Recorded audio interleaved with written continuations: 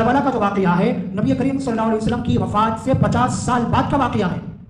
یہ جو کربلا کا واقعہ پیش آیا نبی کی وفات کے بعد 50 سال کے بعد, ان 50 سالوں میں صحابہ اکرام کے سامنے بہت مرتبہ یوم عاشورہ آیا.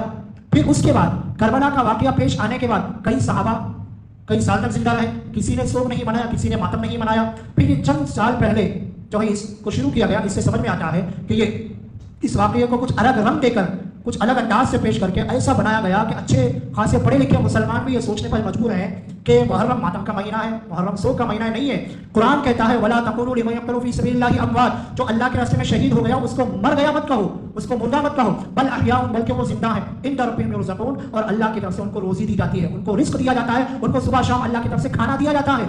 اب ہم سوچیں گے ان کو کھانا کیوں دیا جاتا ہے, وہ زندہ کیسے ہیں؟ یہ اللہ کو معلوم ہے. قرآن کہتا ہے ہمیں چاہیے ہم مان لیں. تو جو شہید ہے وہ شہید دنیا سے جانے کے بعد بھی گویا زندہ رہتا ہے, اور ہم ماتم کر کے یہ بتا رہے ہیں کہ وہ دنیا سے چلے گئے, وہ مر گئے, ختم ہو گئے.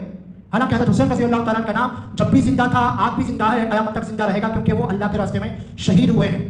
تو شہید ہونا یہ اللہ کی مرضی سے ہوتا ہے. کئی صحابہ دعا کرتے رہے اللہ شہید کر دے, نہیں ملی, ان کی دعا قبول نہیں ہوئی. حسین رضی اللہ تعالیٰ کے بارے میں اللہ نے قبول فرما لیا. تو گویا اللہ کو ہم یہ کہہ رہے ہیں اللہ ان کو آپ نے شہادت دی ہے, کیا ظلم کر دیا ان کے اوپر, آپ نے ان کو شہادت کا مرتبہ کیوں ملا؟ اس انداز سے ماتم کرنا اور اسلام کے ماننے والے سڑکوں پر نکل کر نمازیں ضائع کر کے نعرے لگا کر جو ہے جلسے جلوس نکالنا وغیرہ وغیرہ, تعزیے نکالنا, یہ ساری باتیں وہ ہیں جو قرآن و حدیث کے سراسر خلاف ہیں. شریعت سے ان کا کوئی لینا دینا نہیں. اور بہت